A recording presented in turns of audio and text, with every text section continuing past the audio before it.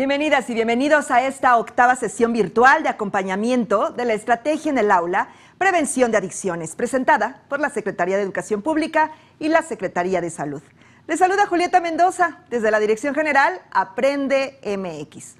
Hoy abordaremos el tema benzodiazepinas, no son un juego. Pero antes de comenzar, les invito a que se inscriban al curso Estrategia en el Aula, Prevención de Adicciones, mismo que se imparte en la plataforma México X, donde van a encontrar información adicional sobre cada una de las sustancias, así como actividades de reflexión y para implementar con sus estudiantes. Al respecto de las sustancias que se abordan en el curso Estrategia en el Aula, Prevención de Adicciones, vamos a ver la siguiente información. Sí, los vapeadores pueden ser muy atractivos y fumar te hace sentir grande. Pero si lo haces, vivirás 10 años menos. Si empiezas ahora a vapear o fumar, tus pulmones no se desarrollarán bien, se irán llenando de sustancias peligrosas y en unas décadas no podrás respirar. Parte del humo se quedará en tus venas y arterias hasta que las tape. Y cuando eso ocurra, tu corazón o tu cerebro fallarán. Si te drogas, te dañas. La felicidad que necesitas está en ti. Secretaría de Educación Pública. Gobierno de México. Sin duda, información importante. Esta es una opción más de formación que la Secretaría de Educación Pública propone como parte de la estrategia. Y el enlace del curso está en los comentarios de esta transmisión y en el código QR que está apareciendo en su pantalla. Hoy dedicaremos este espacio a conocer un grupo de drogas o sustancias psicoactivas descritas en la guía para docentes, las benzodiazepinas, cuyo uso se ha desviado para generar problemas de adicción y sobre todo en personas jóvenes, al ser utilizados en retos virales que surgen en las redes sociales. Las benzodiazepinas son los psicofármacos más recetados.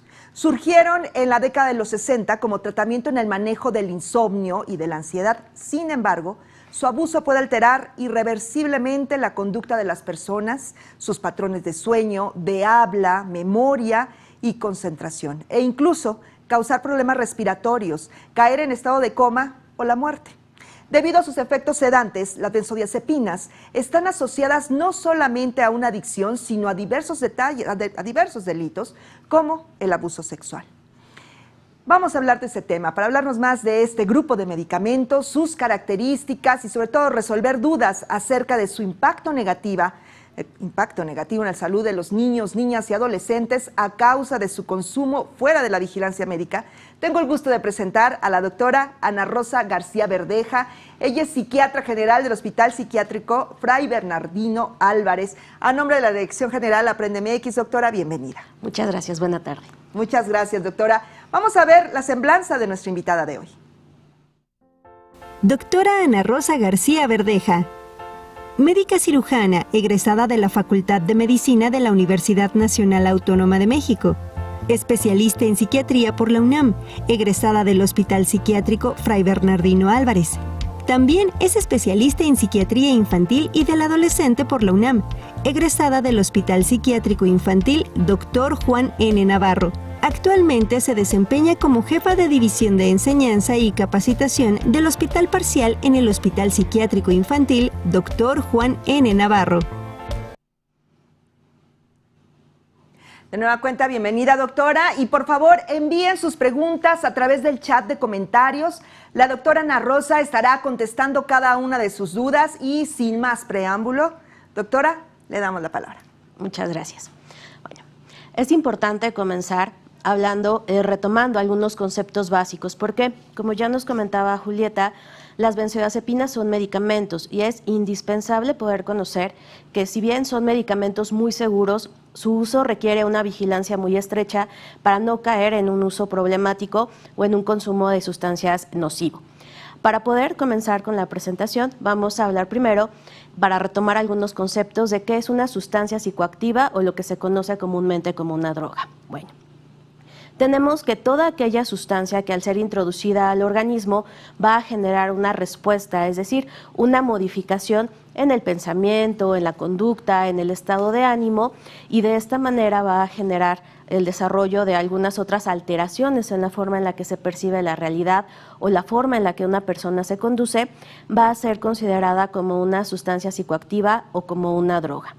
Es muy importante en este sentido, como veremos más adelante, que este tipo de sustancias van a ser utilizadas constantemente a pesar de que puedan generar para el individuo repercusiones o algunas consecuencias negativas, tanto para su desarrollo personal como para el desarrollo laboral, académico. Es decir, dejan de tener en cuenta esas consecuencias tan graves por el uso de la sustancia. Hablar de que existe una adicción también nos va a dar pie para hablar que van a generarse algunos fenómenos como adicción, tolerancia y abstinencia, que vamos a recordar también en estos conceptos. Como veremos más adelante en la siguiente diapositiva, hablamos de que existe una adicción cuando una persona utiliza alguna de estas sustancias psicoactivas sin importarle las repercusiones que ésta genera y que va a existir un impulso o un deseo intenso para continuar utilizándola sin importarle estas consecuencias. Estos efectos problemáticos se van a ver reflejados no solamente en la forma en la que se mantienen las relaciones interpersonales, sino que también van a comenzar a identificarse algunos efectos secundarios o algunos efectos no deseados a nivel físico.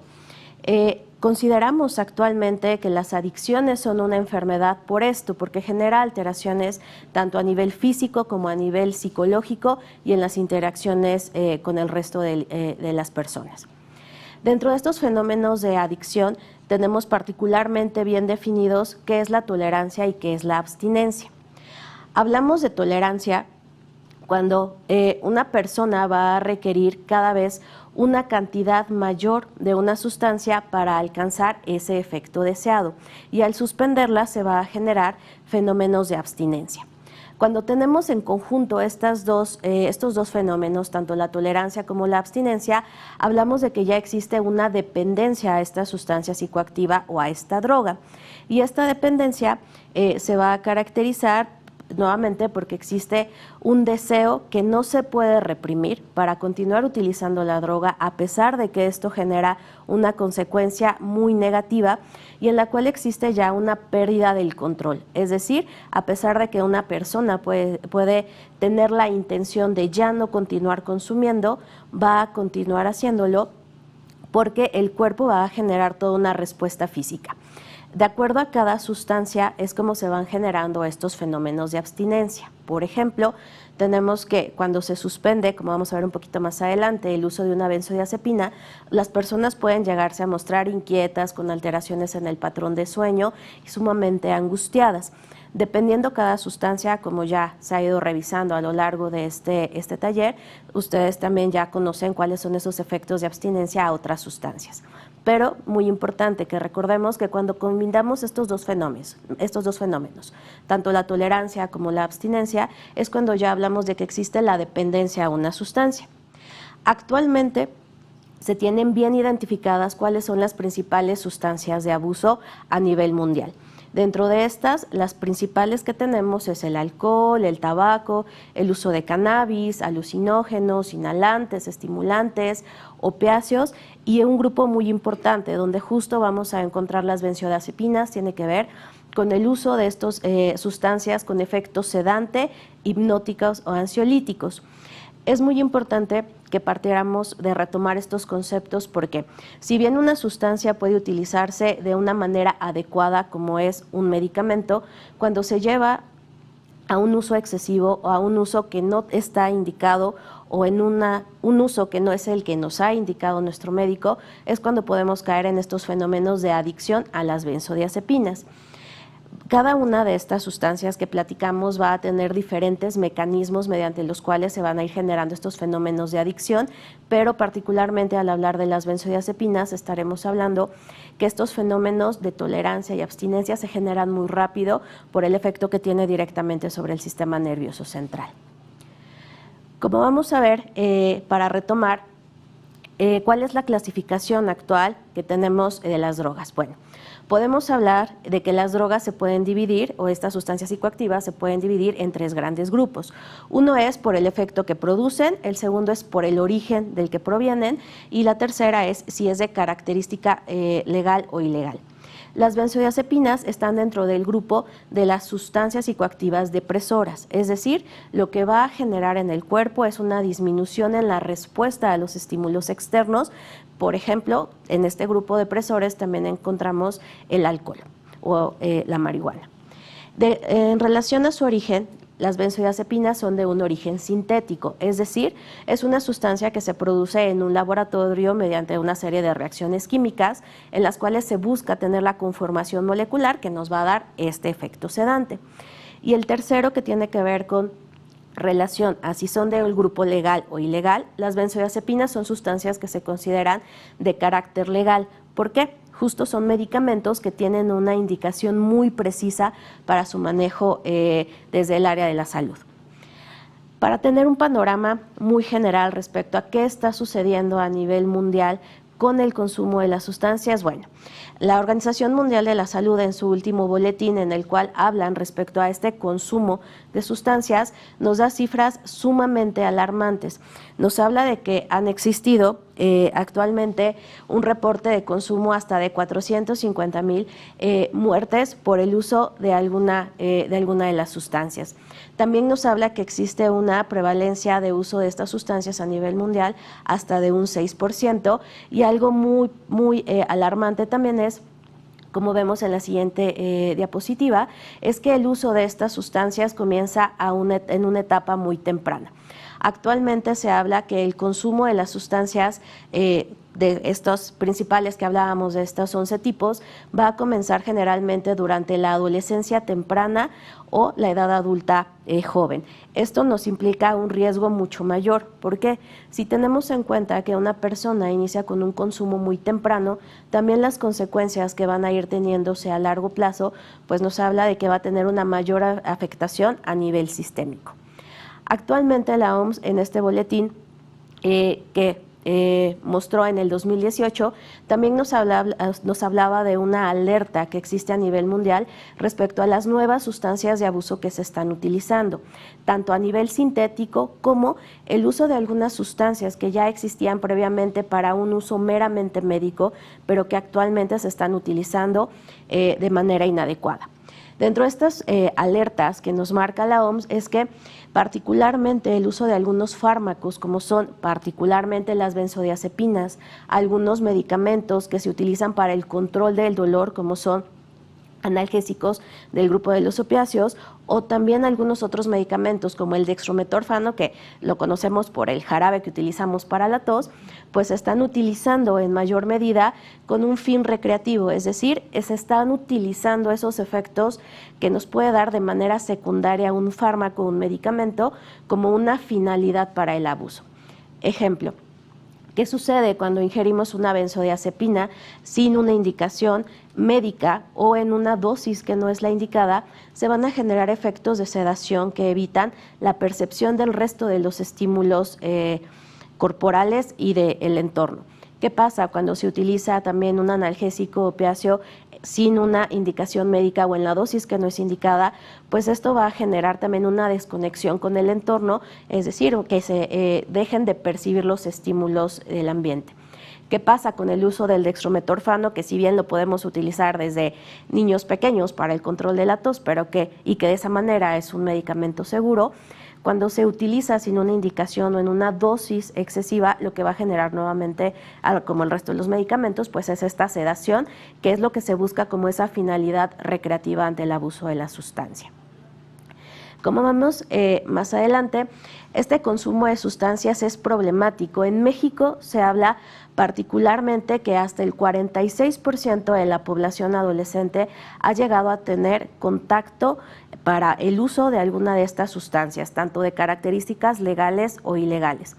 Y algo que entra en juego aquí es que lo que se ha estudiado que tiene una mayor relación con el consumo de sustancias en la etapa adolescente es que los adolescentes no perciben el riesgo que implica el uso de estas sustancias. Por ejemplo, puede haber este pensamiento de si consigo el alcohol o consigo el tabaco en la tienda, pues entonces es una droga, podríamos llamarla como de uso social y por qué sería peligrosa. O si es un medicamento que le mandan a mis abuelos, a mis papás, que venden en una farmacia, ¿por qué sería peligroso su uso? Y ahí es donde entra en juego como este paradigma, ¿no? De que en qué momento hablamos de que es el consumo perjudicial, y por eso partíamos, retomando los conceptos. Puede haber medicamentos de uso muy seguro, pero siempre con vigilancia médica.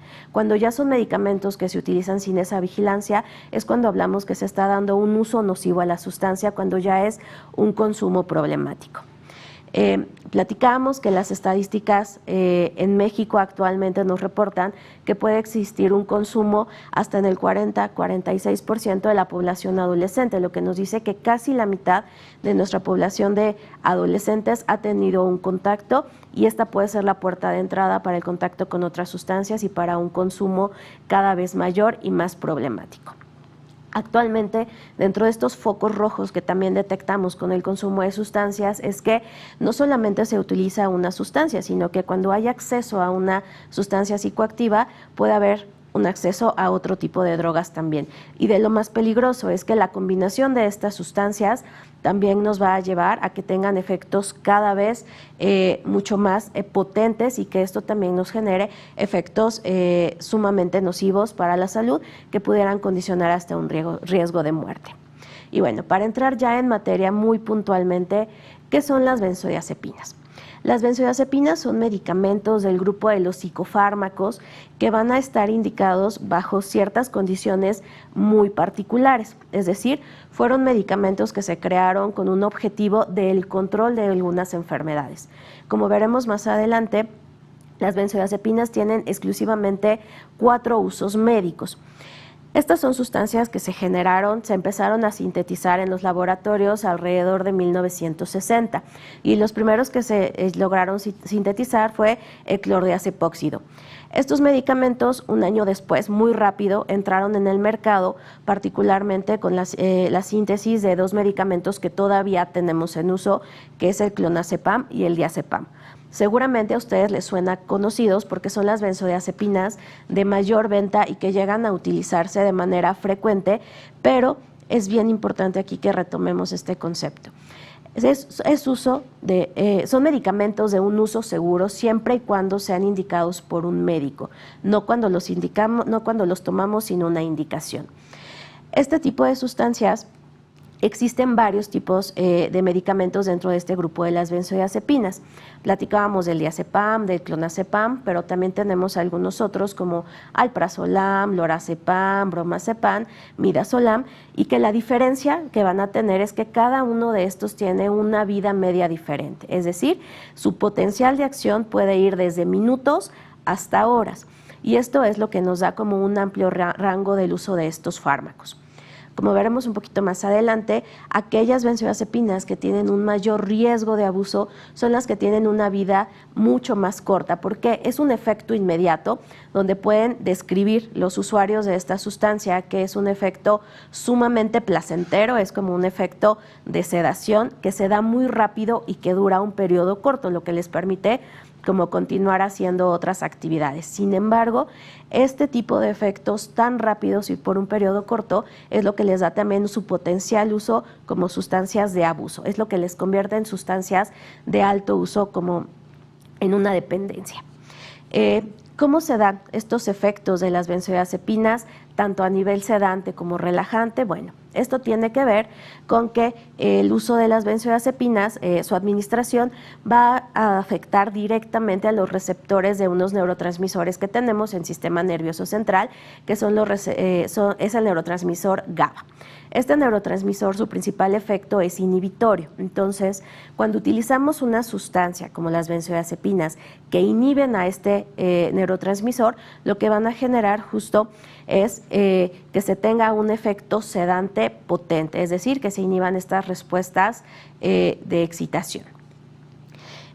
Otro mecanismo por el cual las benzodiazepinas también llegan a tener este efecto sedante es porque tienen el bloqueo de algunos otros neurotransmisores excitatorios, como es el glutamato, y nuevamente se traducen en que tienen un efecto depresor del sistema nervioso central. Bueno, sí, realmente me parece que la obligación, doctora, con todo el diagnóstico que nos está dando, es estar alerta con nuestras niñas, niños y adolescentes. Y tengo varias preguntas ya. Terminamos este bloque, prefiere que Okay. lo concluimos y entonces le digo todas las preguntas que ya nos hicieron llegar. No olviden dudas, comentarios, la doctora al finalizar cada bloque va a responderlas. Okay. Bueno, aquí como un apartado muy particular quisiera comentarles que en los niños y los adolescentes este efecto sedante o relajante que se observa con las benzodiazepinas puede no estar presente, sino todo lo contrario, generar un efecto paradójico. ¿Por qué? Conforme van avanzando las etapas del desarrollo del sistema nervioso, se van generando también otros cambios en las estructuras de los receptores, particularmente de este neuroreceptor que platicamos, que es el neurotransmisor GABA. En una etapa del desarrollo de niños y adolescentes, estas puertas de entrada de los receptores todavía no están completamente desarrollados. Es por eso que las benzodiazepinas pueden dar un efecto paradójico. ¿Qué sucede? Que este efecto paradójico, en lugar de generar un efecto de sedación en los adolescentes, lo que va a generar es un efecto excitatorio. Y bueno, para terminar este bloque, quisiera que retomáramos cuáles son las indicaciones médicas en las que sí podemos utilizar de manera muy segura las benzodiazepinas. Platicábamos que hay 4 efectos particulares para los que se utilizan estos medicamentos. El primero de ellos es el efecto ansiolítico. Estos medicamentos lo que van a generar es una inhibición de la ansiedad al tener este efecto sobre el receptor y los neurotransmisores inhibitorios. El segundo efecto que se busca o la segunda indicación de este medicamento tiene que ver como relajante muscular. Es por eso que se utiliza también como un preanestésico en algunas cirugías para favorecer esta relajación muscular. Y el tercer uso que le podemos dar es como un fármaco anticrisis en aquellos pacientes que tienen crisis epilépticas particularmente descontroladas. En estos pacientes se puede utilizar de manera muy segura el medicamento siempre y cuando esté indicado por un médico. Algo muy importante aquí es que justo ante al observar este efecto de dependencia que se puede llegar a generar en las personas que los utilizan, la OMS ha pronunciado algunas pautas que condicionamos o que se llaman como uso racional de medicamentos y que si bien puede ser aplicado, por ejemplo, para antibióticos, en el uso de las benzodiazepinas y estos grupos de medicamentos que pueden llegar a convertirse en sustancias de abuso, pues tienen mucha más importancia. Hablamos de un uso racional del medicamento cuando tenemos ciertas características, que es, estamos utilizando el fármaco adecuado para un diagnóstico, para una enfermedad que está bien establecida o que se ha dejado muy claro que ese es el diagnóstico y el tratamiento más adecuado es ese que vamos a indicar. También hablamos de un uso racional de medicamentos cuando se utiliza en la dosis mínima necesaria, en la dosis segura, por un periodo adecuado de tiempo y cuando se genera un mínimo de costos para la persona que los está utilizando. Y partiendo de esto es que en el uso racional de los medicamentos tenemos que tener bien presente cuáles son las características de este grupo de las benzodiazepinas. Les comentaba un poquito antes, que las benzodiazepinas las podemos dividir de acuerdo a la vida media, de acuerdo al tipo de acción, al tiempo de acción que van a tener en cada una de las personas. Y de esto tenemos de vida media corta, de vida media intermedia o de vida media larga. Aquellos que son de vida media corta o intermedia, como es el bromazepam o el alprazolam, como vemos en la siguiente lámina, son aquellos que tienen un efecto mucho más potente para generar algún tipo de dependencia, porque el efecto es muy rápido, este efecto sedante se da de una manera inmediata o al cabo de 5 o 10 minutos y dura un periodo corto de tiempo. Que este periodo de acción sea tan corto, también lo que va a generar es que la persona tenga que consumir nuevamente la sustancia para volver a generar este efecto depresor y al durar poco tiempo e ir generándose este fenómeno que les comentaba de tolerancia, pues cada vez comienza a haber una necesidad mayor de utilizar cada vez mayor cantidad de fármacos. Ahora, quisiera que quedara también muy claro cuáles son las indicaciones o cuáles son las características que podríamos tener para un uso seguro de estos fármacos. Y estas tienen que ver que sean medicamentos que están indicados por un especialista o un médico que se pueda hacer responsable de su uso, que se esté revalorando constantemente cuál es la dosis adecuada y cuánto tiempo debe de estar presente para su manejo, y también que se mantenga un seguimiento médico adecuado, es decir, no es que damos un medicamento y se lo toma de aquí hasta que se le acabe la cajita, unos 3 meses y después continuamos, sino que sean medicamentos que verdaderamente estén vigilados y supervisados por el médico que los está prescribiendo. Bueno, pues doctora, si le parece bien, ¿vamos sacando las preguntas? Claro. ¿Sí? Muchas gracias por este primer bloque. No olviden que cualquier duda, comentario, aunque ya hayan escuchado la respuesta, si es su inquietud, háganlo saber, escríbanlo, estamos leyendo todo el tiempo. Voy a comenzar con las preguntas para la doctora y son muchas dudas ya, doctora, así es que, si me permite, empiezo con esta de Alfredo Jiménez. Un gusto seguir sus transmisiones, siempre en apoyo por el docente y así poder orientar a los alumnos. Felicidades a la doctora.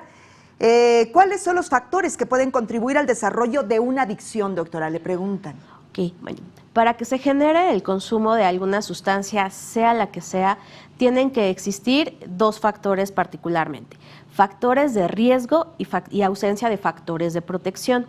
Los factores de riesgo los podemos dividir desde factores individuales, familiares, sociales, hasta algunos otros factores como son genéticos o biológicos.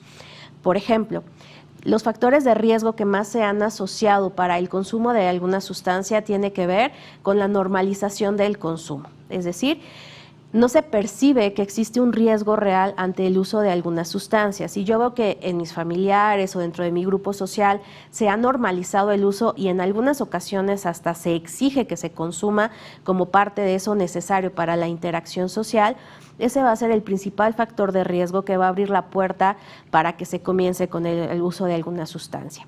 Dentro de otros factores sociales, también los que podemos identificar es, por ejemplo, entornos violentos o entornos hostiles en los que se llega a utilizar o se llega a observar el consumo de alguna sustancia como una manera de combatir ese estrés en el que se está viviendo constantemente. Estar en entornos también con altos niveles de normalización de la violencia como parte de todo este enlazado de conductas a nivel social que pueden ser problemáticas, hablando de que consumo de sustancias, conductas delictivas, violencia, entornos hostiles, generalmente van de la mano, también se convierten en factores de riesgo. Dentro de los factores familiares podemos observar, por ejemplo, si en la familia hay un consumo constante, si las familias tienen poca comunicación, si no hay una supervisión adecuada.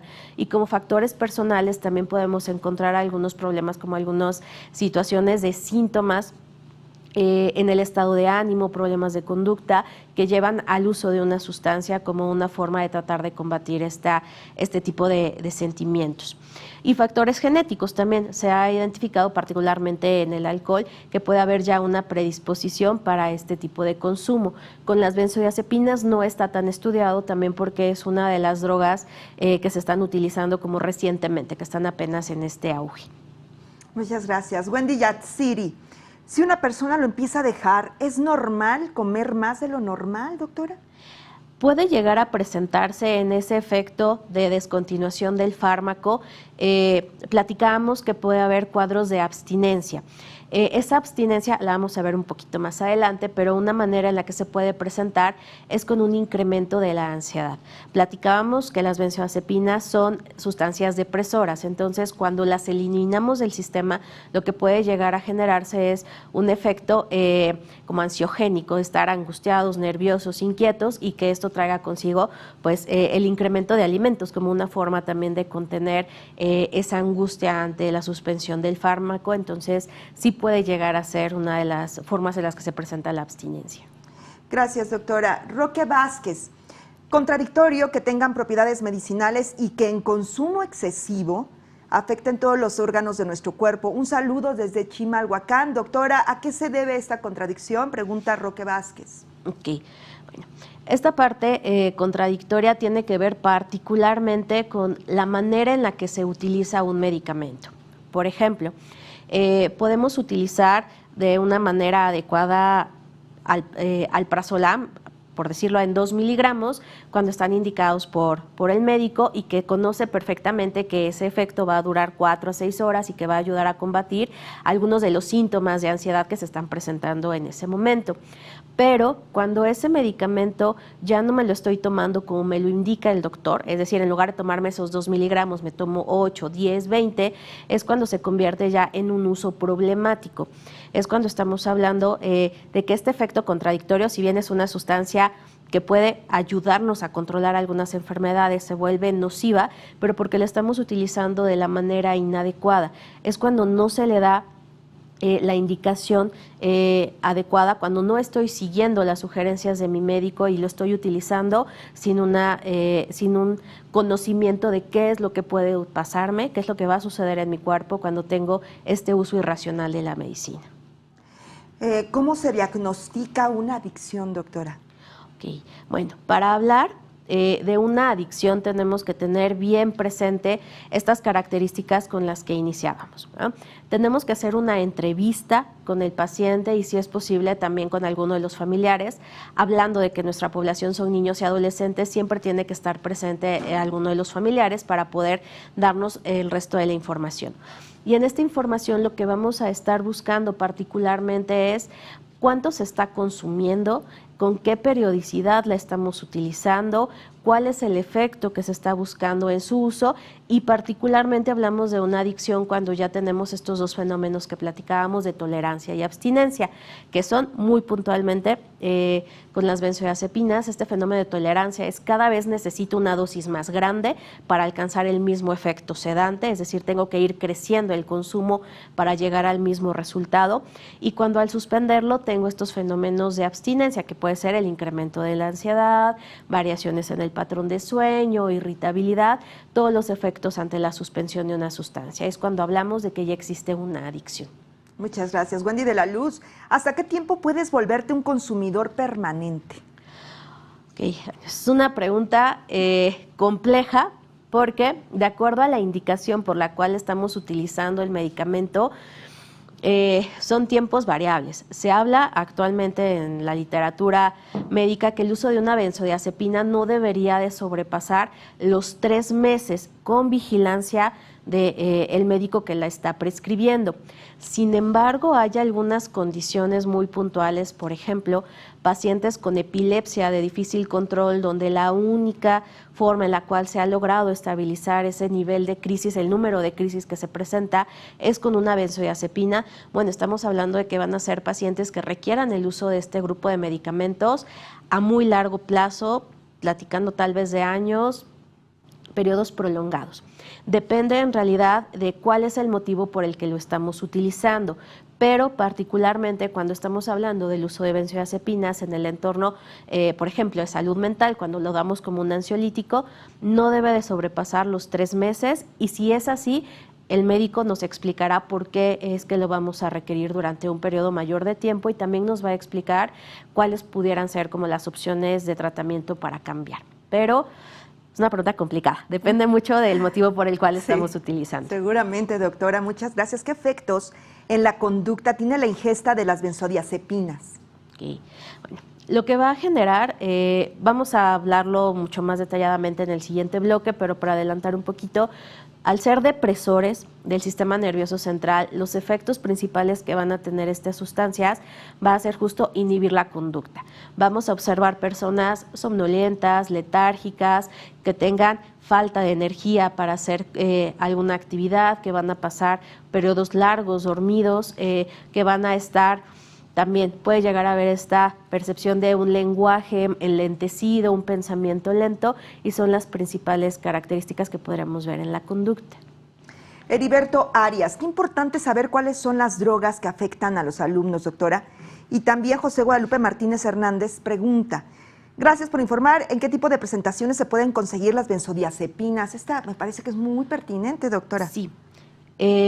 Hay diferentes tipos de presentación de acuerdo a cada uno de los fármacos. Por ejemplo, el lorazepam es un medicamento que podemos encontrar tanto en solución inyectable para aplicación intramuscular como en tabletas. El clonazepam lo podemos encontrar tanto en tabletas como en solución, en jarabe, para su toma, que eso lo vuelve también mucho más complejo, porque pueden ser gotitas que se diluyan en algún tipo de líquidos y de esa manera pues esté tomando, y al ser una sustancia que no genera un olor particular como es el alcohol, pues que también pueda estarse utilizando sin que se perciba, sin que exista como un estímulo que nos oriente respecto a que se está ingiriendo esta sustancia. Las tabletas particularmente tenemos dos presentaciones. Una es la normal que conocemos, que tengo que deglutir para que tenga el efecto, y también hay otras que son orodispersables, es decir, se colocan en la boca, inmediatamente se deshacen y se absorben, pasan al torrente sanguíneo. Muy bien. Doctora, bueno, pues sí que es necesario, de nueva cuenta, pedirles a quienes nos están viendo que nos hagan llegar sus comentarios. Pero ¿por qué son sustancias de abuso, doctora? ¿Le parece bien que continuemos con este segmento? Ok, claro que sí. Bueno. En este segundo bloque vamos a hablar justo de por qué las benzodiazepinas se pueden volver sustancias de abuso. Bueno, al igual que el resto de las adicciones a otras sustancias, el origen de esta adicción es multifactorial, es decir, existen una serie de factores que tienen que coincidir para que se desarrolle este tipo de adicción. El origen de esta adicción a la sustancia se ha identificado particularmente que puede estar influenciado por factores biológicos. Por ejemplo, en aquellos pacientes que por la conformación de estos neuroreceptores y del funcionamiento de los neurotransmisores van a tener un desarrollo de tolerancia mucho más rápido a una sustancia, es decir, se van a dar estos fenómenos de requerir cantidades mayores de una forma más rápida por esa estructura molecular que ya está preexistente, van a tener un mayor riesgo de adicción a este tipo de sustancias psicoactivas. También se ha asociado con otros factores de riesgo psicológicos, por ejemplo, aquellos pacientes que tienen ya una estructura de personalidad o que tienen formas de afrontar las situaciones estresantes con menor número de herramientas de afrontamiento, van a también ser personas con un mayor riesgo del desarrollo de este tipo de adicción. ¿Por qué? Platicábamos que al ser una sustancia depresora, parte de lo que nos puede generar es la inhibición de esa percepción de un estímulo doloroso, y no solamente un dolor físico, sino que nos referimos también a un dolor de tipo emocional. Entonces, aquellas personas que tienen dificultades para afrontar estas situaciones estresantes también van a ser mucho más fácilmente generadoras de este tipo de adicción. Y finalmente tenemos estos factores de riesgo o este origen social del consumo que tiene que ver, como comentábamos al inicio, actualmente dentro de estos retos virales que se llegan a observar, parte de lo que se está actualmente como pidiendo es que se tome alguno de estos medicamentos, alguna de estas benzodiazepinas, particularmente el clonazepam o el diazepam, que son los de mayor distribución, como una forma de cubrir un reto, como una manera de comenzar de cubrir una demanda social. Aquí quisiera que retomáramos un poquito algo que platicábamos, que era el que existe una baja percepción del riesgo del consumo. ¿Por qué? Por ejemplo, si alguno de mis abuelos no duerme y yo observo que en la casa está disponible el clonazepam o el diazepam que le dan en su clínica para que pueda conciliar el sueño, bueno, entonces si ellos lo toman, ¿por qué yo no lo podría tomar si me lo están pidiendo como parte de estos retos para tener una inclusión social? Y eso hace que baje la percepción del riesgo ante el consumo. Entonces eso vuelve mucho más complicado el uso de estas sustancias, porque no se percibe un riesgo real y puede comenzar a ingerirse.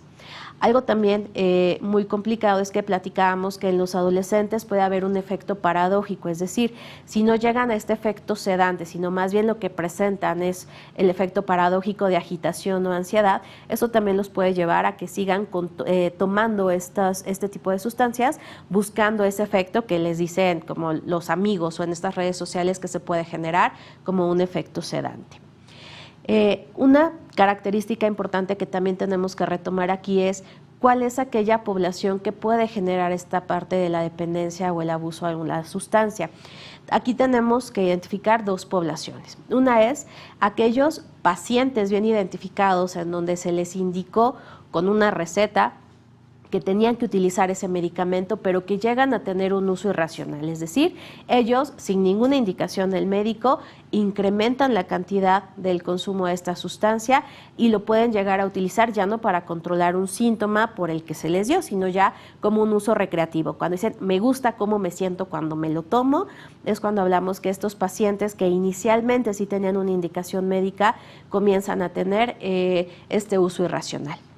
También tenemos otro grupo en el cual algunas personas sin ninguna indicación médica lo comienzan a utilizar y son aquellos que conocemos como usuarios que utilizan la sustancia con un uso meramente recreativo. Y también tenemos cómo se da esta división del abuso de la sustancia por la temporalidad. Si estamos utilizando la sustancia durante el periodo que me lo indica mi médico, en la dosis que me lo está indicando, no hablaríamos de que se va a presentar algún riesgo de abuso de la sustancia, pero si es un medicamento que estoy utilizando por un tiempo mayor al que me lo indicaron, es decir, si me dijeron es para una semana y yo llevo 3 meses, pues ya tenemos una situación complicada. Si estamos teniendo también un uso crónico, es decir, intermitente, sin una indicación, pues también hablamos de que existe una situación compleja. ¿Qué es lo que busca una persona cuando utiliza esta sustancia depresora? Bueno, dentro de las principales características que tenemos es que las personas que la utilizan con este efecto irracional, con esta indicación irracional, o cuando la utilizan meramente como un efecto recreativo, pues bueno, lo que están buscando es ese efecto hipnótico o sedante, este estado de somnolencia, de sedación, en las cuales se disminuye el estímulo a la percepción de eventos dolorosos o estresantes, y que algo que también lo favorece es que al ser una sustancia de características o dentro del grupo de sustancias legales, pues puede minimizarse el riesgo de su uso. Podemos decir, bueno, si lo están vendiendo en una farmacia, si me lo está indicando algún médico, ¿por qué sería peligroso? ¿No? Lo voy a probar, y eso bajar la percepción del peligro. También se consideran como una sustancia de fácil acceso. A pesar de que este grupo de medicamentos está dentro de un rubro o una categoría que llamamos medicamentos controlados, desafortunadamente en algunas farmacias no se pide ese punto de control. Hablamos de un medicamento controlado cuando se requiere, por ejemplo, presentar la receta en la farmacia para que me vendan el medicamento, y en esa receta debe de estar de manera muy clara, muy específica, cómo se llama el medicamento, cuántos miligramos es, cuántas tabletas o cuántos mililitros tiene la presentación, por cuánto tiempo lo voy a utilizar, el nombre y la cédula profesional de mi médico y su firma autógrafa.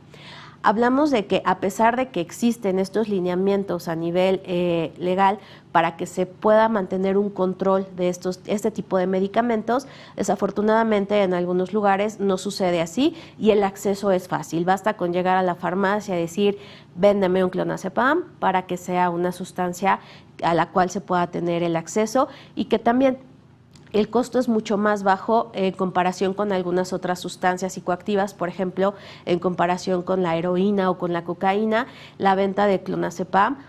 Hay pacientes que dicen, me la pueden vender en 5 a 20 pesos, entonces si estamos platicando de este bajo costo, también se vuelve un acceso mucho más complicado.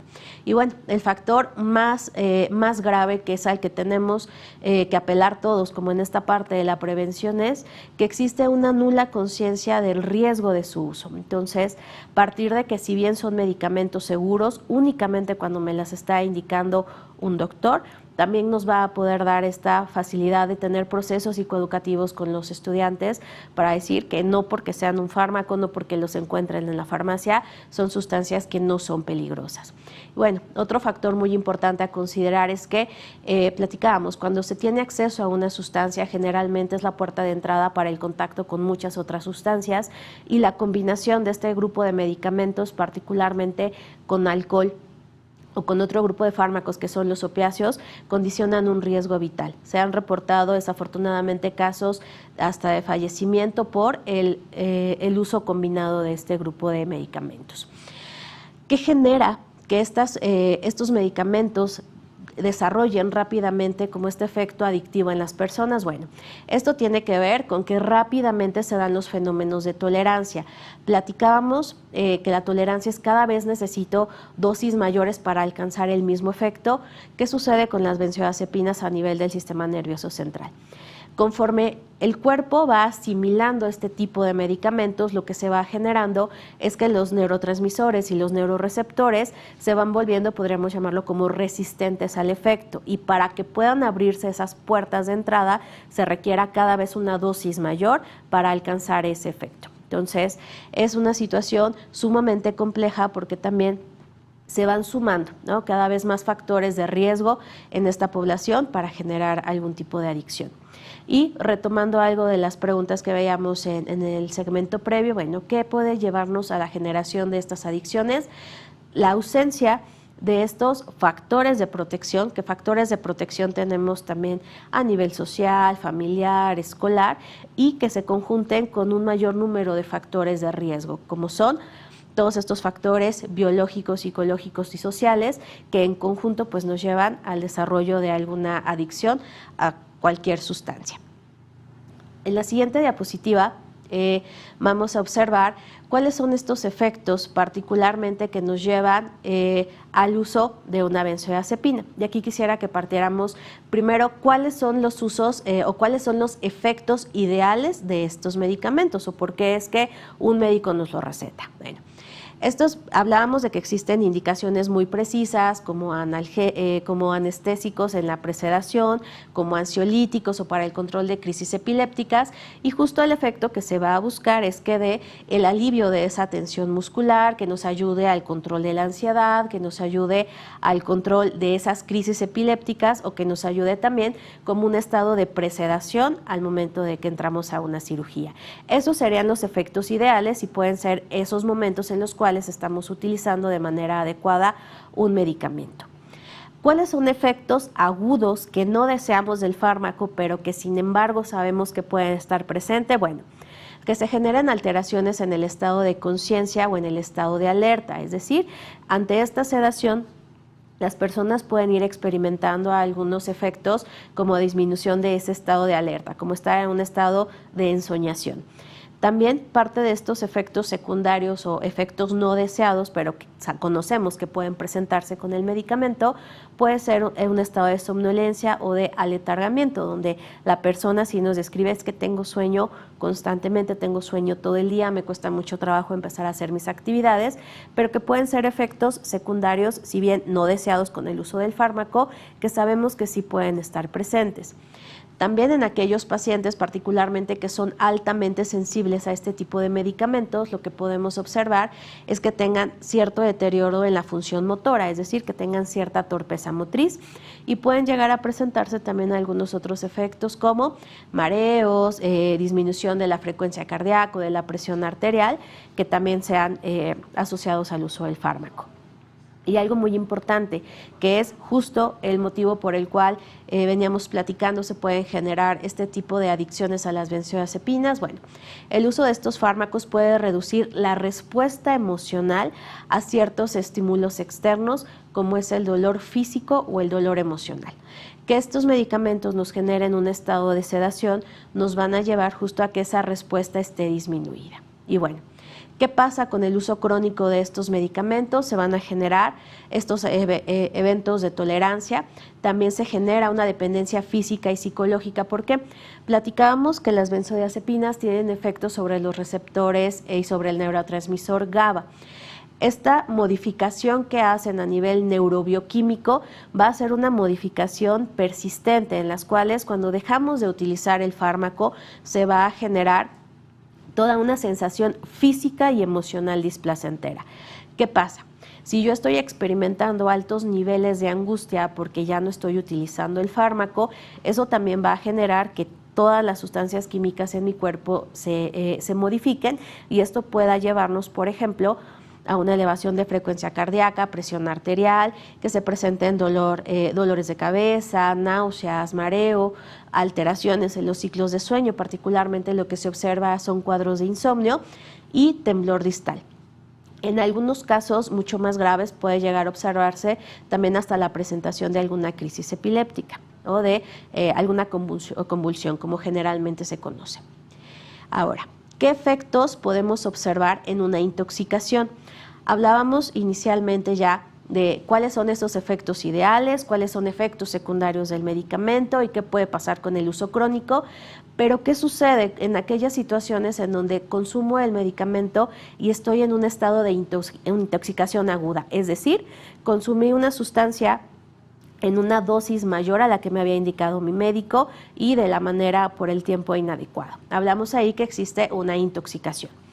Y las podemos dividir en una intoxicación moderada o en una intoxicación severa de acuerdo al tipo de síntomas y signos que observamos. ¿Qué pasa en aquellos cuadros de intoxicación moderada? Bueno, vamos a observar estos efectos secundarios incrementados, como es particularmente la somnolencia. Podemos tener un lenguaje farfullante, que el lenguaje farfullante se refiere al ir arrastrando la lengua, por ejemplo, cuando se está en intoxicación alcohólica, es lo que más frecuentemente podemos llegar a conocer. La marcha se vuelve inestable, puede llegar a haber disartria, que eso es la falta de coordinación tanto en el movimiento como en el habla. Podemos encontrar un pensamiento enlentecido, es decir, estamos tratando de platicar, preguntar cosas y la persona responde de manera muy lenta, como si le estuviera costando trabajo ir hilando las ideas.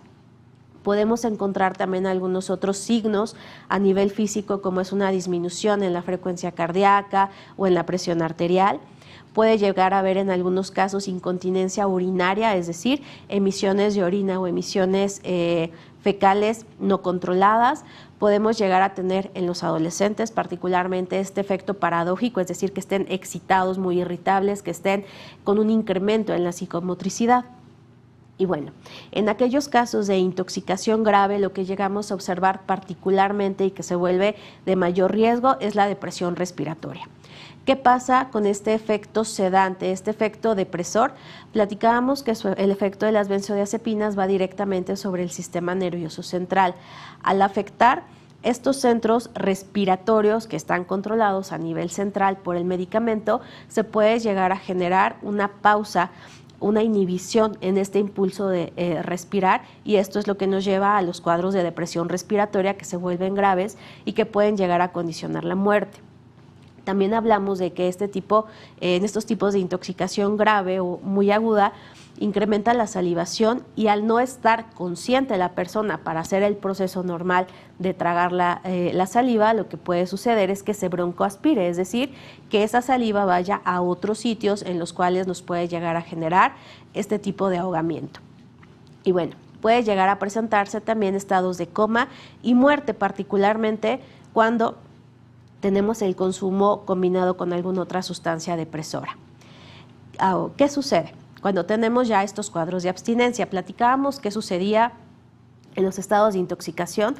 Ahora hablaremos de qué sucede en la abstinencia. Sí. Mire, por lo pronto, a mí me encantaría pues aprovechar para que la doctora tome un poco de agua, porque eso nos sucede cuando estamos hablando mucho. Y estamos, doctora, pues muy atentas y atentos a todo lo que nos está explicando. Estamos viendo que a veces damos por hecho que conocemos casi todo de las sustancias de las que conocemos comúnmente, pero esta particularmente que cobra relevancia porque está prescrita para ciertos síntomas y tener estas connotaciones negativas, pues nos hace reflexionar. Así es que, doctora, vamos a concluir este segmento porque de nueva cuenta tenemos muchas preguntas, hay muchas inquietudes. ¿De acuerdo? Vamos a concluir este segmento. Gracias, doctora. Ok. Perdón. Y platicamos de esos efectos de abstinencia. ¿Qué podemos encontrar cuando una persona suspende el uso? Bueno, particularmente lo que llegamos a observar es una hipertensión arterial o taquicardia refleja. También podemos tener algunos fenómenos como tensión muscular y puede llegar a haber también una ansiedad reactiva, insomnio, inquietud o hasta algunos cuadros de agitación. No pasa nada, eso nos sucede muy frecuentemente, doctora. Mire, vamos a toser y no pasa nada si tosemos fuerte y demás, porque cuando estamos hablando tanto, a veces se nos va hablando de saliva, pues como se dice comúnmente, doctora, a veces se nos va por otra parte o nos cansamos tanto de estar hablando. Bueno, yo quiero dar algunos comentarios en lo que nuestra invitada se repone. Y tengo por aquí el comentario de Victoria Yolotl Tlanemani. Espero haberlo dicho bien, Victoria. Muy buenas tardes y muchas gracias a la doctora por aportar información tan valiosa. Muchas gracias a ti, Victoria, por escribirnos. Es muy importante tu comentario. Luego por acá tenemos también Teresa González. Bueno, ya tiene una pregunta. Dice que dónde se adquieren estas benzodiazepinas, si es por prescripción, si pueden ser adquiridas libremente. Ahora se lo vamos a preguntar a la doctora. Gracias también Lorena Díaz, Maribeles, Betty Trujillo. Voy a leer las preguntas en un momento más. Excelente información, Eva Sarracino y Caro Pérez, que muy buena información, sin duda. Estamos aprendiendo mucho y bueno, con esta espléndida explicación, doctora, ¿ya estamos bien? Sí, Nos gracias. pasa seguido, ¿verdad? Adelante, por favor. Ok. Bueno, hablábamos de cuáles son esos síntomas de abstinencia. Los poco frecuentes, que en realidad también son, a pesar de que se presentan pocas ocasiones, llegan a ser efectos graves, tienen que ver particularmente con náusea, vómito, dolor de cabeza, temblor distal y algunos cuadros de agitación. Dentro de estos efectos de abstinencia graves que podemos observar, encontramos en la siguiente diapositiva también algunos efectos donde puede llegar a haber como alucinaciones, ideas delirantes o convulsiones. La que sigue. Una disculpa. No pasa nada. ¿En ese estamos bien, doctora, o más adelante? No, ese está bien. ¿Por qué las benzodiazepinas son sustancias de abuso, doctora? ¿No? Ok. Platicábamos que fueron sustancias que se sintetizaron desde 1960 aproximadamente. Sin embargo, una vez que comenzó a utilizarse mucho más en el mercado, lo que llegamos a observar justo fue que se comenzaron a conocer como unas sustancias relajantes o como sustancias que se utilizaban para el control de la ansiedad.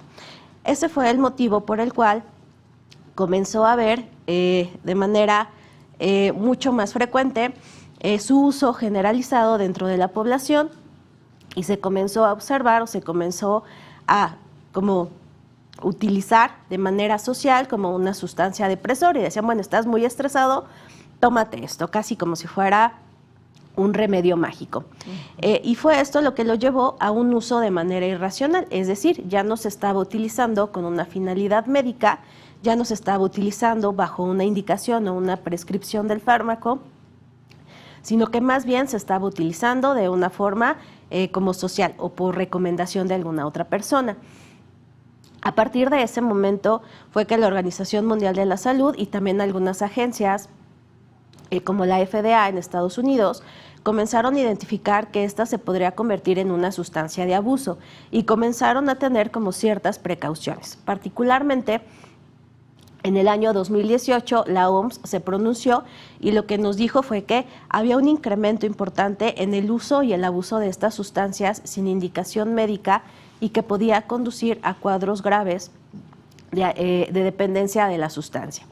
También, a partir de que se observa este incremento en su uso, fue que en el año 2020 la FDA, que es la institución encargada de regular el uso de medicamentos en Estados Unidos, solicitó que se pusiera una leyenda de precaución en el uso de estos fármacos para que las personas que las utilizaban pudieran tener esa precaución.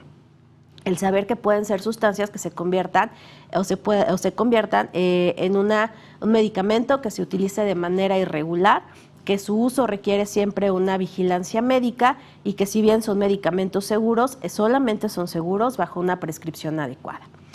¿Qué quisiera que consideráramos como puntos muy particulares en esta parte del abuso de las benzodiazepinas? Bueno, que puede existir un efecto paradójico en el abuso de los niños y a los adolescentes, particularmente lo que podemos encontrar es un efecto excitatorio más allá de un efecto sedante. También que la combinación con otras drogas se vuelve potencialmente letal. Hablábamos particularmente que la combinación con alcohol y con algunos otros opiáceos son sumamente complejas porque si combinamos estas tres sustancias que son depresoras y hablábamos que hay un efecto directo sobre el sistema nervioso central, pues deprime el centro respiratorio y esto lo convierte en un alto riesgo de muerte.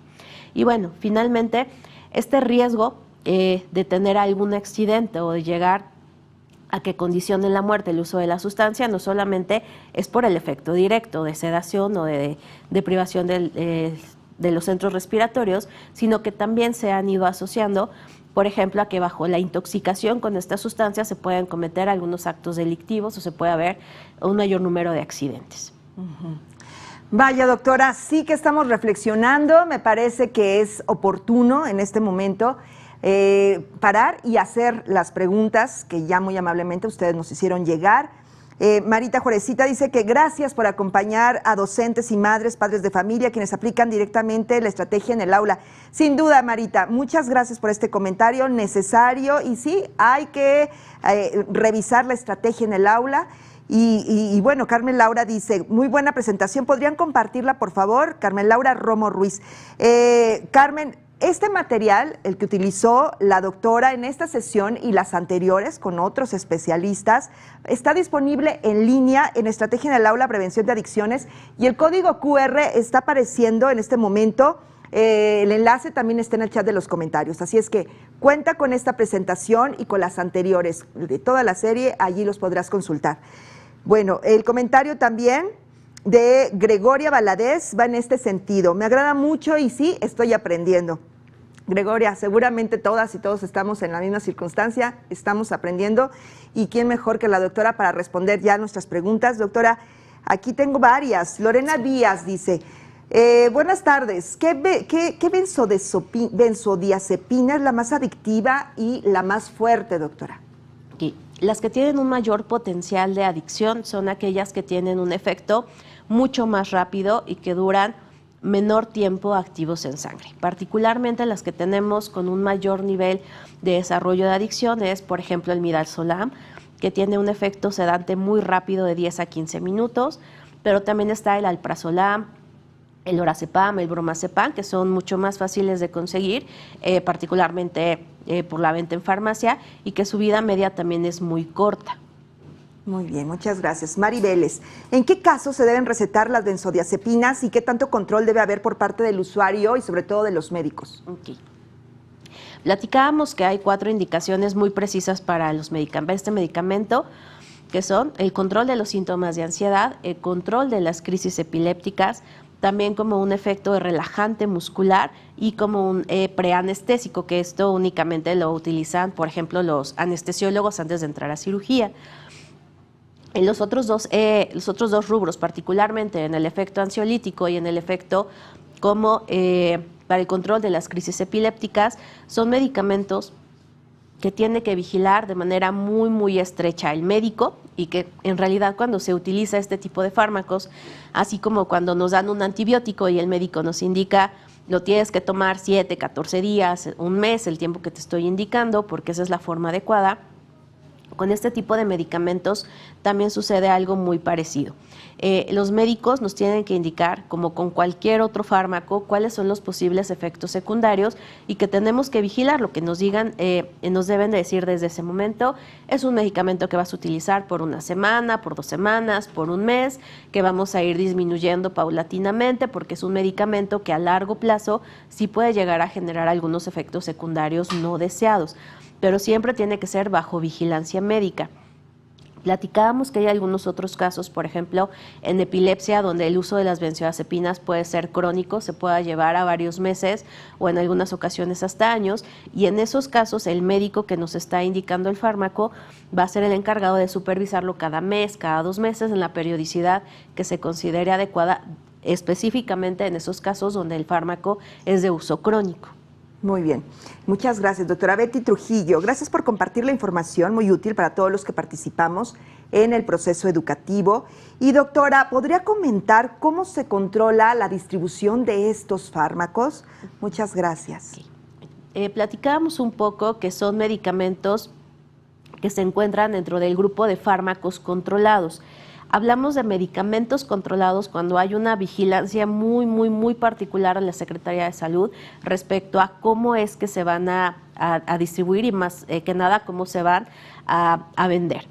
Para que un medicamento controlado como son las benzodiazepinas se puedan surtir en una, vamos a hablar primero de una farmacia particular, lo que se va a requerir siempre es la receta en físico o si es una receta electrónica que tenga las condiciones adecuadas con los códigos y las firmas de seguridad, en el cual se especifique cuál es el medicamento, cuál es el compuesto activo, cuál es el nombre comercial de ese fármaco, el gramaje, es decir, si es de 1 o 2 miligramos, cuántas piezas, cuántas tabletas tiene esa caja, el número de mililitros que tiene ese frasco y muy importante, cómo la voy a utilizar. Por ejemplo, si me están indicando una tableta al día, tiene que ser durante 30 días, que es lo que dura la caja con 30 tabletas, es decir, todo tiene que cuadrar, tiene que estar como muy bien indicado. Y en la farmacia, al momento de surtirla, también se piden algunos otros puntos de control, que es la cédula profesional de los médicos, la firma, y también se tiene que especificar, la receta se queda físicamente en la farmacia y se registra. Hay un Sistema Nacional de Registro donde se busca los datos de la persona, del médico que lo está surtiendo, si la cédula profesional existe y si todo eso coincide es cuando ya se vende el medicamento. Sin embargo, a pesar de que existen todos estos puntos de control, pues también ha habido formas de como flanquearlos, que puede ser desde medicamentos que se vendan en el mercado negro, medicamentos que se roben de las farmacias o medicamentos que se sustraigan de otras personas, ¿no? Seguramente les ha tocado observar en algunos lugares donde se venden fármacos sin receta, no solamente de benzodiazepinas, sino estamos hablando también de otros fármacos controlados. Gracias, Teresa González. ¿Las benzodiazepinas solo se adquieren por prescripción médica o pueden ser adquiridas libremente? Bueno, pues esta es parte de lo que usted ya acaba de responder, doctora. Olinesa, ¿cuáles son los daños a largo plazo para su uso? Ok. El uso crónico de benzodiazepinas, aún con prescripción médica, se ha asociado no solamente a estos cuadros de adicción, de tolerancia o de dependencia, sino que también se han asociado particularmente a un deterioro cognitivo. ¿Por qué? Estábamos hablando que tiene un efecto directo sobre el sistema nervioso central y el efecto que tiene es un efecto depresor. Si lo que se está generando es un efecto de enlentecimiento, lo que sucede con su uso crónico pues tiene que ver particularmente con estos efectos donde se afecta, donde tienen como diana afectar las funciones ejecutivas, afectar memoria, afectar cognición, afectar pensamiento y de esta manera también a largo plazo se ha asociado con un mayor número de deterioro cognitivo, particularmente en las personas de la tercera edad que las llegan a utilizar de forma crónica. Doctora, la vamos a dejar descansar tantito porque todavía hay más preguntas. Y antes de continuar con el tema, ¿ya aplicaron maestras, maestros la guía para docentes? Estamos seguros que sí, pero les invito a ver la siguiente información. Estrategia en el aula, prevención de adicciones. Cuéntanos tu experiencia. Compártenos las acciones de cómo has aplicado la estrategia en el aula, prevención de adicciones con tus alumnas y alumnos. Utiliza el hashtag Estrategia en el aula. Participa.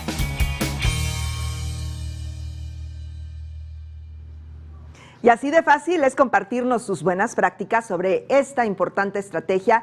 Esperamos contar con su participación, queremos escucharlos, leerlos, así es que en este momento ya hay que tomar muy en cuenta esto.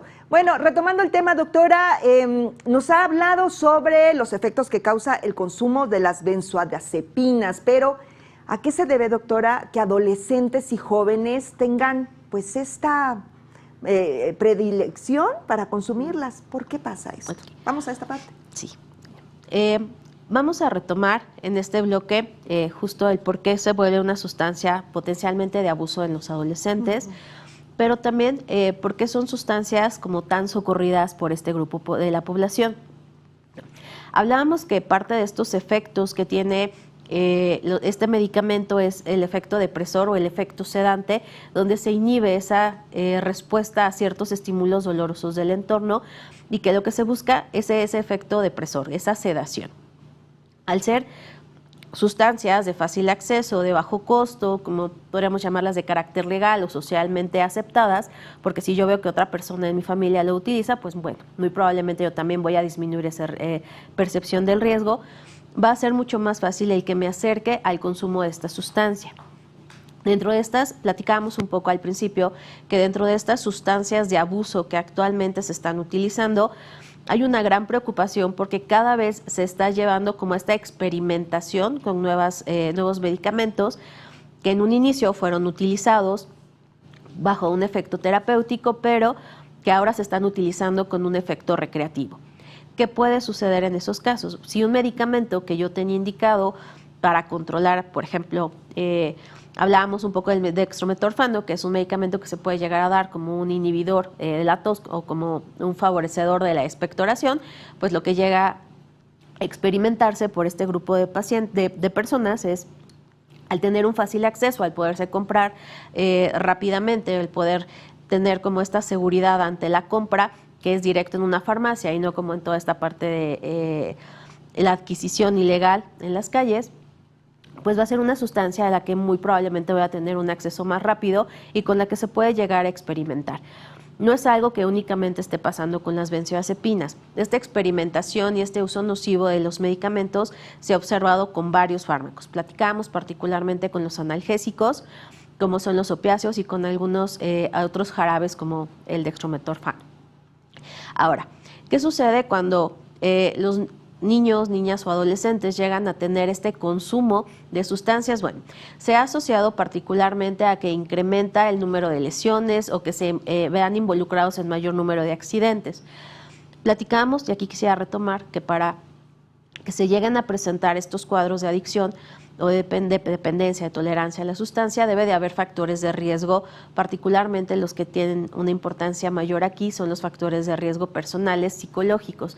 Si estamos hablando de que una persona, un adolescente, ya tiene ciertos síntomas de ansiedad, síntomas depresivos, problemas de conducta, y lo que está buscando es como una manera de afrontar este tipo de experiencias, y lo que encuentra es el consumo de una sustancia, pues bueno, va a ser mucho más fácil que se pueda enganchar con el consumo constante, y que al estar combinados tanto estos efectos o estos síntomas en el estado de ánimo más el consumo de la sustancia, pues sea mucho más fácil que se presenten otro tipo de consecuencias, como son las autolesiones, o sea, que se establezca trastorno por consumo de múltiples sustancias. También se ha asociado con la presentación de algunos otros trastornos psiquiátricos, como puede ser trastornos depresivos, trastornos de ansiedad, o en algunos pacientes donde también se ha identificado el consumo de estas sustancias, son pacientes con trastorno por déficit de atención e hiperactividad. Algo que se vuelve sumamente preocupante, que hablábamos, es que el consumo de las sustancias también nos puede predisponer para involucrarse en otro tipo de actos, como pueden ser actos delictivos, tanto para conseguir el dinero y tener acceso a la sustancia, como por la propia presión social en el entorno en el que se consume. Y algo que se suma a esto es que también existe un mayor riesgo de presentar algún tipo de enfermedad de transmisión sexual, porque se llegan a asociar el consumo de sustancias con una conducta sexual problemática, donde, por ejemplo, no hay algún tipo de precaución al tener un contacto sexual con otra persona, en especial si es durante la intoxicación. ¿Qué pasa con este consumo de sustancias en niños y adolescentes? Bueno, hablábamos que su inicio se ha establecido particularmente como algunos picos donde hay un mayor riesgo de acercarnos a las drogas, y de estos tenemos la adolescencia temprana y tardía. Particularmente se habla a nivel mundial que el primer contacto con las sustancias es en la adolescencia a los 12 años. Sin embargo, algo que también se vuelve muy preocupante es que este rango de edad cada vez va siendo mucho menor. De acuerdo a la literatura que consulten, se habla que el primer contacto con una sustancia psicoactiva actualmente puede ser desde la infancia, entre los 7 y los 8 años. Entonces estamos hablando de que cada vez hay un consumo mucho más frecuente y mucho más alto a lo largo de la vida de toda nuestra población de niños y adolescentes. Y bueno, el consumo abusivo de esta sustancia, no solamente un consumo problemático, sino un patrón que ya se vuelve en una adicción, una dependencia o tolerancia, pues la podemos observar ya en etapas muy tempranas, desde la adolescencia o la etapa adulta joven. Como vamos a ver en las siguientes diapositivas, ya vamos a hablar muy propiamente de qué podemos hacer nosotros dentro del salón, desde nuestro espacio de escolarización, para poder detectar y para poder ser un punto de apoyo para esta población. Se habla Particularmente, la OMS se pronunció que las escuelas son el principal foco de atención donde se puede prevenir el consumo de sustancias a largo plazo en la población de niños y adolescentes, porque funciona como un pilar para proporcionar procesos educativos, es decir, proporcionarle información suficiente a la población de niños y adolescentes respecto a qué puede llegar a suceder con el consumo de alguna sustancia, algo que resultaba anteriormente contradictorio, que llegaba a ser como una creencia, es si hablamos de algunas sustancias psicoactivas, si hablamos de drogas, pues es como si les estuviéramos incitando, les estuviéramos abriendo la puerta para que vayan y las prueben, y no es así. El hablar sobre todas estas situaciones problemáticas, el hablar sobre cuáles son el tipo de sustancias que existen, cuáles son los efectos que nos están generando, nos ayuda para que los niños y adolescentes tengan presente que existen y que pueden ser un riesgo potencial. También la escuela nos funciona muy bien como un punto de apoyo, no solo en el proceso de proporcionar psicoeducación a los niños y adolescentes, sino que también nos ayuda para dar un encuadre, una normativa legal respecto a qué puede suceder como una complicación ante el consumo de las sustancias, y que nos ayude también a esa detección temprana y a la canalización a los lugares adecuados. Hablamos de que la escuela se convierte en un punto de encuentro para los niños y adolescentes, en los cuales pueden expresar dudas también de una manera mucho más adecuada y donde se les puede llegar a proporcionar toda la información necesaria para que ellos puedan tomar la decisión de alejarse del consumo nocivo de estas sustancias. La escuela también se habla que construye espacios seguros en los cuales podemos llegar a expresar las emociones y se pueden llegar a expresar todas las dudas que existen en relación a qué podría suceder si consumo o no consumo alguna sustancia. Hablamos de que la escuela también nos puede preparar para afrontar esas situaciones de primer contacto ante un consumo. Por ejemplo, si un adolescente llega a una fiesta en la cual se le ofrece algún tipo de sustancia, sea una pastilla, sea alcohol, sea tabaco, y ese niño o adolescente ya posee la información necesaria para poder decidir, lo quiero usar, no lo quiero usar, quiero experimentar o no quiero experimentar porque sé toda la situación complicada a la que me puedo exponer, va a ser también un factor de protección para evitar que ese niño llegue a una etapa de consumo perjudicial o de abuso de alguna droga. Y bueno, hablamos de que también en la escuela se construyen entornos seguros en los cuales se puede llegar a tener una interacción con pares de una manera segura, bajo un entorno controlado, en los cuales se pueda tener también como acceso a otras herramientas para afrontar a los problemas. Hablamos de que la escuela se convierte en este factor de impacto también desde otros sentidos, particularmente desde el punto en el que nos ayuda a elevar la percepción del riesgo que existe ante un consumo. Que algo aquí bien importante, no se trata de generar estrategias de prohibición, ¿no? Que en muchas ocasiones eso sí puede llegar a generar que en los adolescentes exista como este deseo de probar cosas. Más allá de prohibir el consumo, lo que se trata de hacer es proporcionarles la información necesaria, que ellos sepan qué puede llegar a suceder si yo decido consumir alguna sustancia, y que eso ayude a que se tome una decisión informada, no que sea desde un punto de vista de prohibición, en el cual pues lo que en realidad puede llegarnos a generar pues sea una conducta de reto en los adolescentes, donde se diga, pues entonces ahora sí lo quiero hacer. Este espacio de impacto en la escuela también nos ayuda porque puede detectar un consumo temprano. En realidad, el que los adolescentes y los niños se encuentran escolarizados es el principal factor protector para evitar el consumo. ¿Por qué? Si un niño o un adolescente se encuentra en un sistema escolarizado, va a ser mucho más fácil el que se pueda detectar, por ejemplo, estos cambios en el estado de ánimo, en los cambios que puede llegar a haber en la conducta, que se puedan percatar los profesores, por ejemplo, que está disminuyendo el rendimiento académico, y que eso sea como el primer punto, que sea el primer foco rojo que observemos para tratar de investigar qué es lo que está pasando y poderle proporcionar a los niños y los adolescentes de la manera más adecuada la información que se requiera. ¿Cuáles son los indicadores que podemos observar para pensar que ese niño o ese adolescente está teniendo el consumo de alguna sustancia? Bueno, Lo primero que podemos observar es que existen cambios importantes en el comportamiento. Niños o adolescentes que previamente jugaban en el recreo, que participaban en clase y que ahora son alumnos que están todo el tiempo recostados sobre el pupitre, que no participan, que se vuelven aislados. Son adolescentes o niños en los que también podemos identificar cambios en el estado de ánimo, es decir, anteriormente podrían haber jugado, podrían haberse relacionado muy bien con sus compañeros, pero que ahora son irritables, se mantienen relaciones conflictivas, discusiones, peleas con otros compañeros, y que eso también nos indique que algo está cambiando.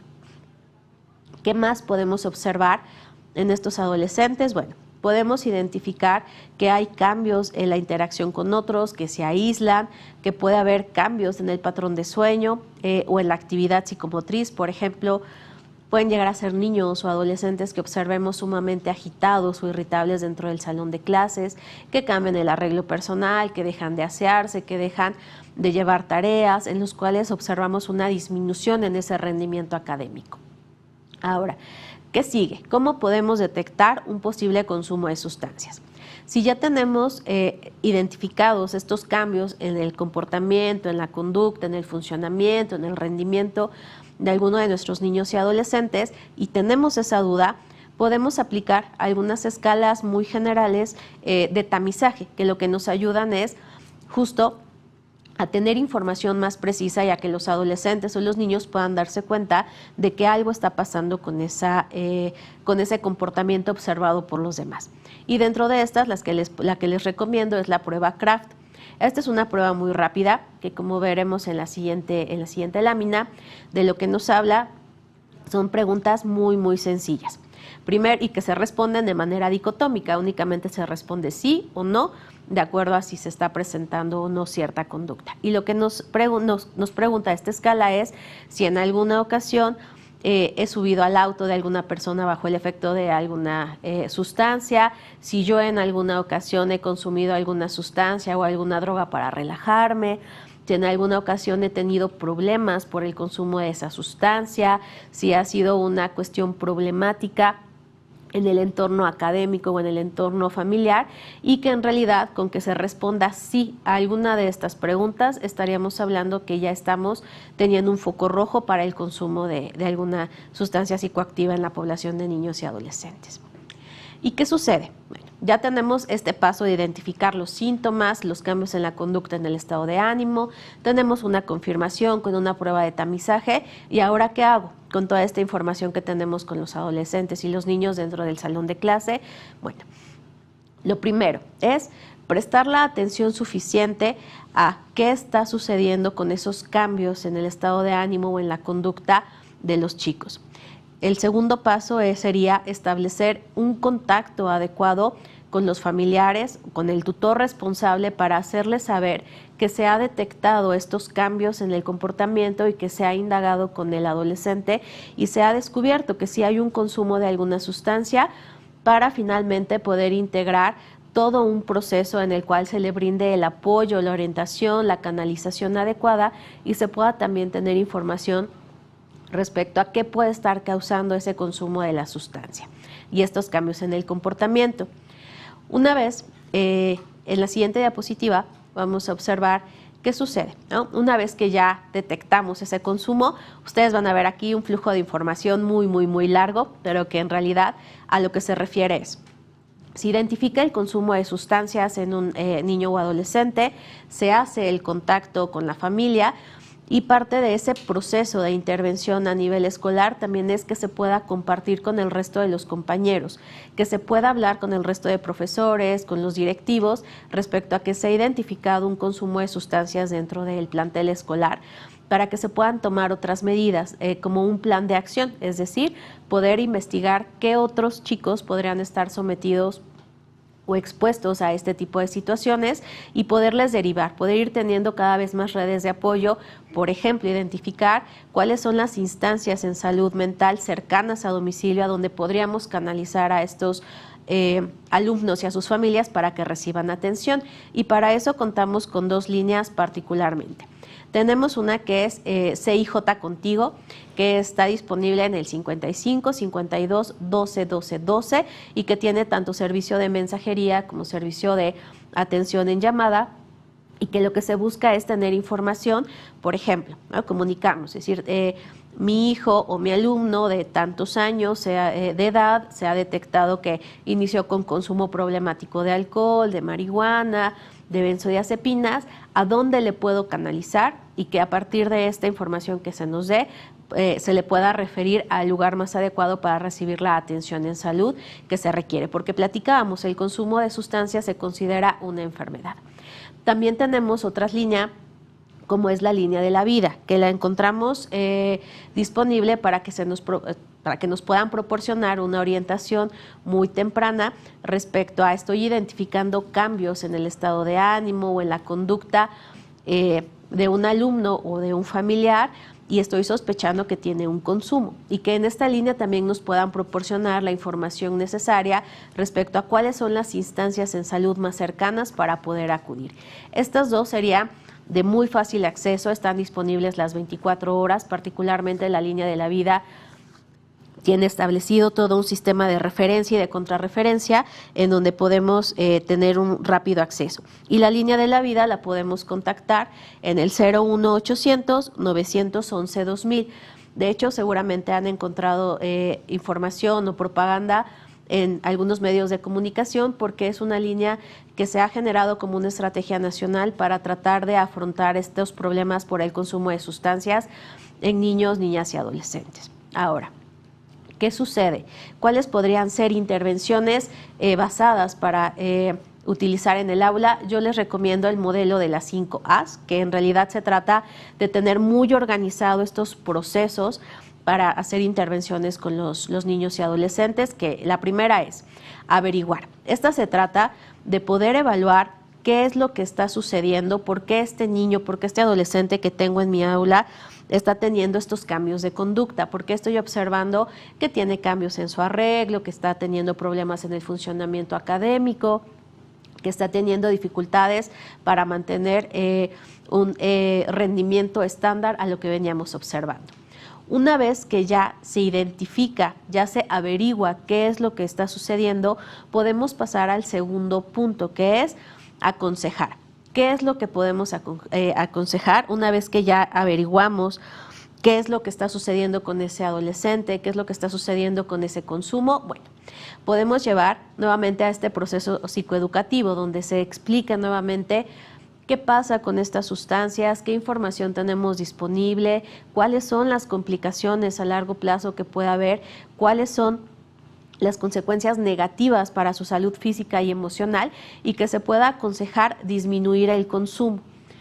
Una vez que ya averiguamos, aconsejamos, hay que llegar al tercer punto, que es acordar con ese adolescente cómo podría hacerse esa reducción. Que esto puede ser una manera muy sencilla, como un acompañamiento, no como un proceso terapéutico, como una atención en salud mental. Eso se tendrá que hacer en el área adecuada donde se refiera a ese alumno, pero sí podemos acordar. Bueno, tuviste la apertura de hablar qué es lo que está pasando, qué te parecería si podemos ir hablando que cada vez disminuyas. Por ejemplo, si fumabas 5 cigarrillos en un día, ¿por qué no bajarlo a 4? ¿No? Y cuando sientas ese deseo, pues podemos platicar, o yo también puedo buscar alguna herramienta para aconsejarte, para ayudarte a que puedas atenuar esta parte del deseo del consumo. Y una vez que acordamos esa reducción en el consumo, podemos pasar a apoyar. ¿Cómo? Orientando respecto a que existen instancias en cuales conseguir o tener acceso a estos procesos de salud mental, y preguntarle muy directamente a ese adolescente cómo considera él o ella que se le pueda apoyar, y que pueden ser espacios desde, bueno, platicar con alguien, el simple hecho de haberlo abierto y haberlo platicado con un profesor, con una figura de autoridad, ya me ayuda a poder tener conciencia de lo peligroso que es, y que esto funcione como una herramienta de prevención o de intervención temprana ante la detección de un consumo. Y bueno, ¿qué pasa después de que ya tenemos estos 5 pasos de averiguar, aconsejar, acordar y asegurar el seguimiento? Tenemos que pasar a qué estamos buscando. Hablábamos un poquito anteriormente que más allá de tener una prohibición del consumo, lo que tendremos que hacer es un acercamiento, ¿para qué? Para limitar el daño.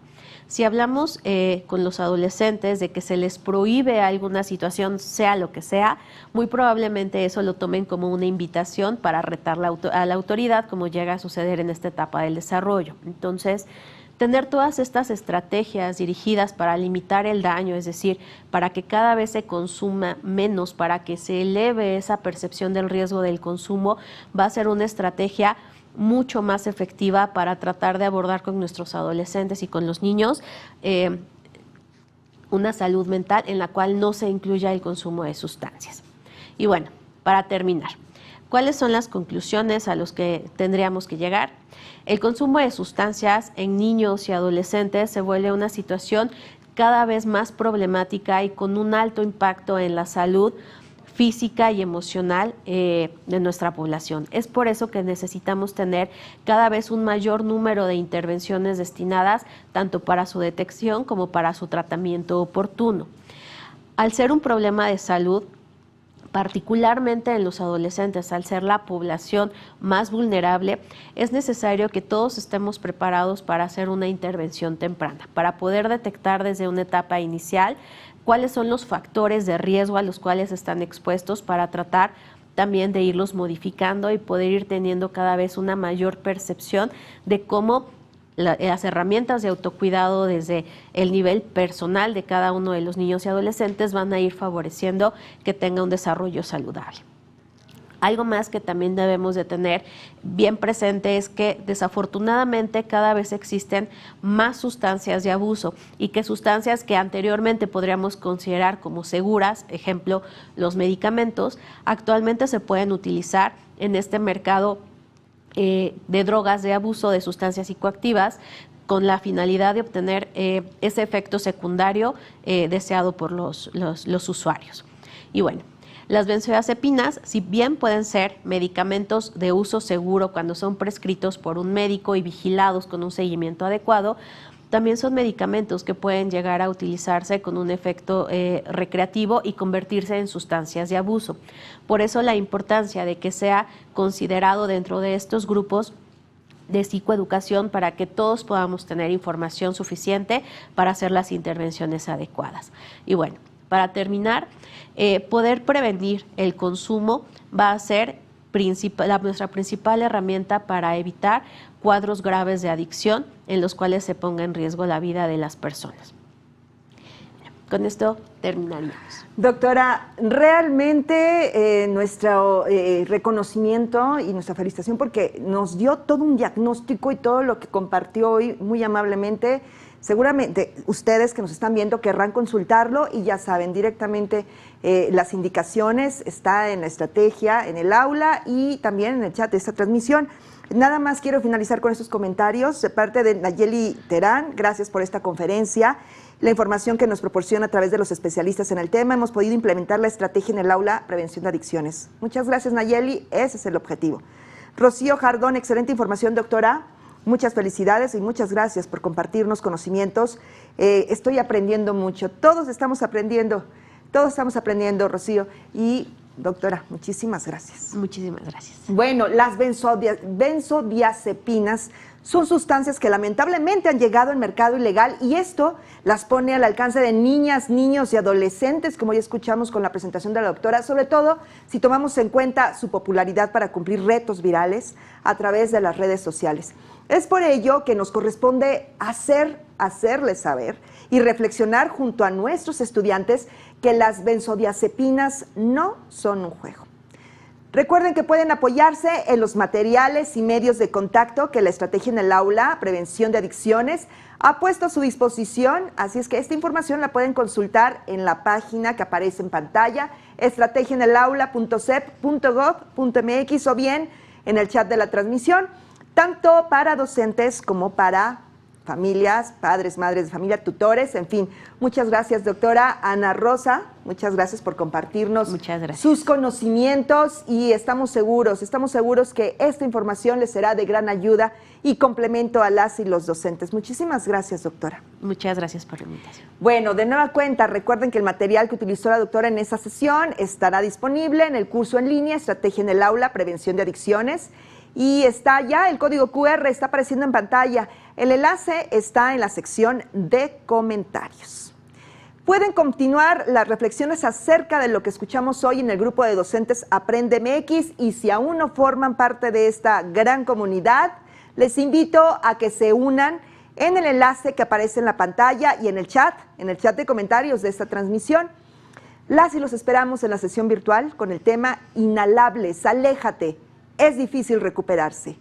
La cita es el próximo 13 de junio a las 16:30 hora del centro. Antes de finalizar, ¿qué les parece si me acompañan a ver esta información? El fentanilo es una de las drogas más peligrosas que puedes probar.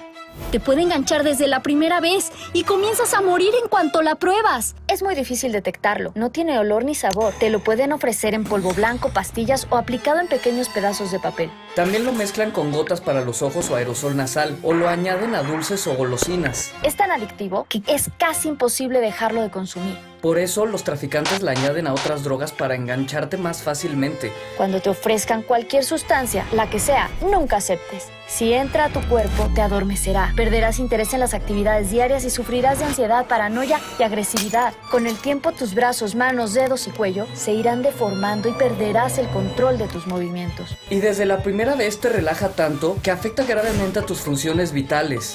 En especial, puede detener súbitamente tu respiración. ¿Ves? No te arriesgues. Si te drogas, te dañas. La felicidad que necesitas está en ti, con tu familia, tus amigos y la comunidad. Secretaría de Educación Pública. Gobierno de México.